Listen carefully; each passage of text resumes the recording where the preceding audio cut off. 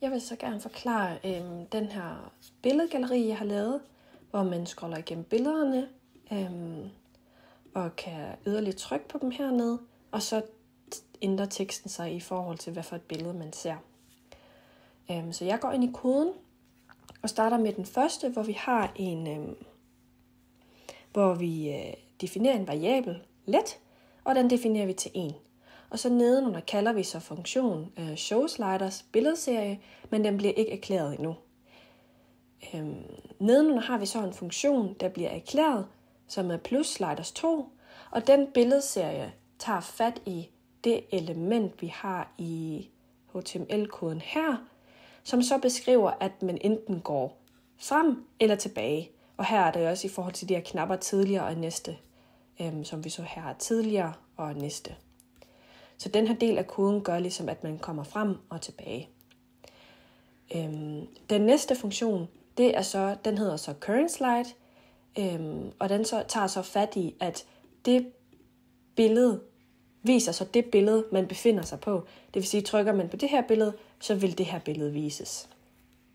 Eller at man befinder sig på billedet. Dernæst laver vi så en funktion, eller kalder vi funktion showsliders 2, som vi havde kaldt heroppe. Og den erklærer vi så nu. Og her starter vi med let og sætter den til i. Hernæst, som er en variabel. Hernæst laver vi så en variabel, der hedder slides. Og den her slide tager så fat i dokumentet, hvor den så henter elementerne, hvilket ordet også siger, get elements by class name. Den går ind i HTML'en og finder så class name, det hedder billedgalleri. Og det er så dem her. Og det vil så give et array, fordi at der er 3 i det hele taget inde i den her class. Det samme er så med selve dots. Her er der så går den også ind i HTML i inner-HTML og går ind i HTML'en og finder elements by class, og den hedder så demo.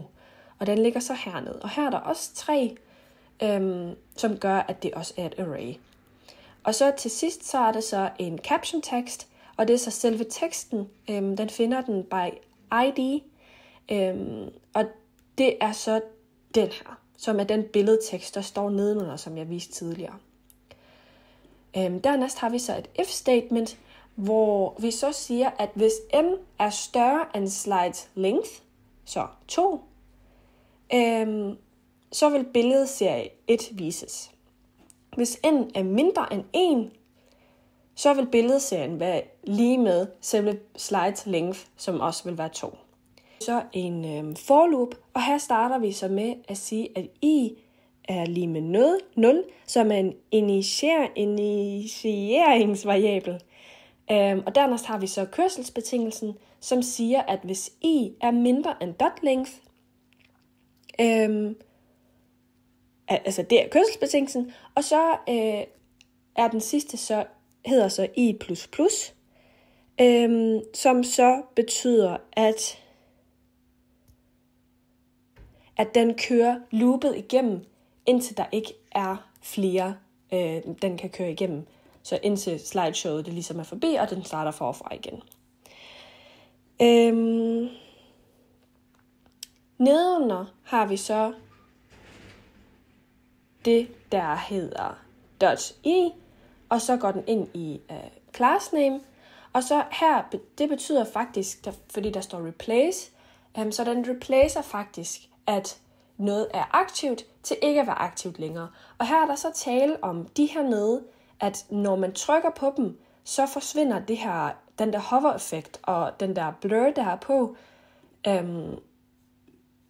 som så gør, at det bliver inaktiv, altså eller ikke er der mere, og det betyder det sidste led her. Så nedenunder, så har vi så slides, som er billedserien -1, og den bliver så displayet som blok. Og det betyder så, at vi ligesom har den her billedserie displayet som en hel blok i det hele taget. Og her har vi så igen den her dot billedserie, og så gør den det, at den ligesom er aktiv, når man trykker på det, og inaktiv, når man ikke trykker på det. Og det sidste, det gør så faktisk, at vi har den her tekst, som er skrevet ind i en alt. Og som der kan ses her, så den går ind i caption tekst, og som vi så tidligere, det var den her tekst. Og så går den ind i inner-HTML'en, og den finder den class-name, den er inde under, og så finder den specifikke alt. Og det betyder så, at når man trykker på de enkelte billeder, eller går videre, så følger teksten ligesom med.